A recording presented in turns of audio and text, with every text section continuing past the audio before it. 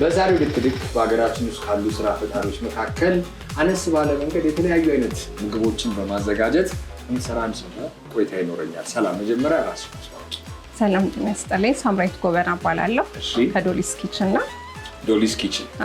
እስቲ ምንድን ነው የምትሰሩት? መጀመሪያ ፒዛ እንሰራለን። ቡላ ክትፎ፣ በርገር፣ ፈጢራ፣ መለዋ የመሳሰሉትን ምግቦች እናዘጋጃለን። አጠር ባለ ጊዜ ቆንጆ ምግብ ማዘጋጀት እንዴት አስባችሁ ጀመራችሁ? የተጀመረው ከ4 ዓመት በፊት ነው። ቤት ውስጥ የልደት ፓኬጅ እናዘጋጅ ነበረ። እኔ በታዋቂዋ እናት አበበች ጎበና ሙያ ማሰልጠኛ ውስጥ የዘመናዊ ምግብ አሰልጣኝ ሆኜ ረጅም ዓመት ሰርቻለሁ። ከዛ በኋላ ልጄ ደግሞ የሆቴል ማኔጅመንት ተማሪ ናት። በዛ ሰዓት ተማሪ ሆና በርዝዴይ ፓኬጅን ጀመረች። ከዛ በኋላ እሱን እየሰራን ቀስ እያለ ወደዚህ ያደገ ማለት ነው። አሪፍ። እንግዲህ ያው የእናንተ የሁለታችሁ ፓሽን ነው የሚባለው ወይ ፍላጎት አንድ ላይ ተጣምሮ ቢዝነስ ሆኗል። እንግዲህ 4 ዓመት ሆኗቸዋል። የምትገኙት 22 አካባቢ ላይ ነው። በጣም ወደ ውስጥ ስለሚገባ እንግዲህ ትንሽ ልጠይቅ፣ ደንበኛ እንዴት ነው? ሽቀላ እንዴት ነው? ሽቀላ ጥሩ ነው። እዚህ ከመጣን አሁን ቅርብ ጊዜ ነው፣ በጣም አጭር ጊዜ ነው። እንደሚታወቀው ያለንበት ቦታ ላይ የልጆች መጫወቻ ቦታ አለ። ስለዚህ ልጆቹ እዛ ስኬት ለማድረግ በሚመጡ ሰዓት እነሱን ነው የመጀመሪያ ደንበኞቻችን ያደረግነው። አካባቢው ላይ ያሉ ሰዎች ደግሞ ሲያልፉ ምንድነው ሙዚቃ ድምፅ አለ ምንድነው ብሎ በመመልከት ምንድነው ሲሉ እኛ ጋርም ያለውን እዛም ያለውን ነገር እናሳያቸዋለን ማለት ነው። ከዶጮ ሮለር ስኬቲንግ ጋር ጎን ለጎን መሆኑ ተመጋጋቢ ነው። ለእኛ ጠቅሞናል።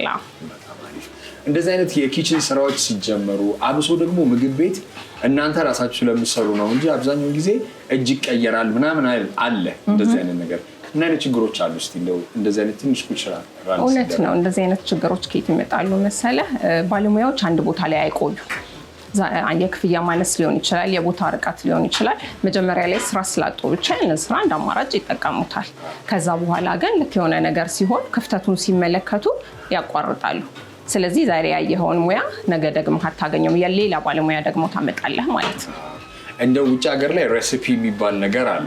እኛ ሀገር ላይ ደግሞ እንደው እናቶቻችንም እናንተም ስትሰሩ ጨውንም ምኑንም እንደው በቁንጥር ተደርጎ ይደረጋል። ስለሆነ ሬሲፒ ዴቨሎፕ ቢደረግና ይህንን ችግር ለመፍታት ይችላል። ግን ምንድነው መሰለህ የሰለጠነ ባለሙያ ሲሆን በሬሲፒ መሰረት ሊሰራልህ ይችላል።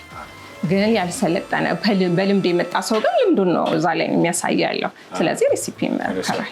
በማንኪያ ሳይሆን እንደ ቁንጥር አድርጌ ጨው ሲባል እንደዛ ነው የሚሆነው። አሪፍ። ሌላም ደግሞ እንዲህ ፓክድ የሆኑ ነገሮች ታቀርባለን። እስቲ በአጠቃላይ ስራው ላይ ነው ፍራንቻይዝ ለማድረግ ወይ ለማሳደግ እቅድ አለ? በጣም አሪፍ።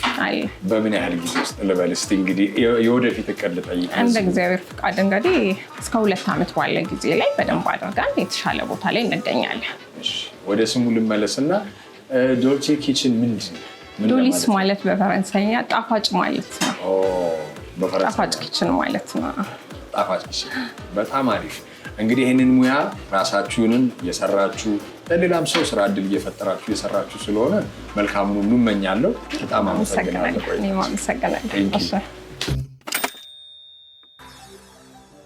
እንግዲህ እንዳየነው ኢትዮጵያ ቡና ወይም የኢትዮጵያ የቡና ገበያ እንዲህ በደማቅ ሁኔታ ሴሌብሬት የሚደረግበት የሚከበርበት አውደ ርዕይ ልንለው እንችላለን፣ ፌስቲቫል ልንለው እንችላለን። በሸራተን አዲስ ተመልክቼ ነበረ። በጣም ደስ የሚለው እንግዲህ ሁሉም የኮፊ ኤክስፖርተሮች ሪቴል የተለያዩ የራሳቸውን ኮፊ ወይም የራሳቸውን ፖይንት ኦፍ ሴልስ ምንለው ወይም ሽያጭ እየሰሩ የወጪ ንግድም ደግሞ ቡናችንን እያቀረቡ የሚያስፈልገን የውጭ ምንዛሪ እያስገቡልን ነው። በርቱ እንላለን። የዛሬው ሃሽታግ ሽቀላ ይሄን ይመስል ነበረ። አስተያየትና መልከቶቻችሁን በሰማያዊ ታስምት ላኩልን። በሚቀጥለው ሳምንት እስከምንገናኝ መልካም ጊዜ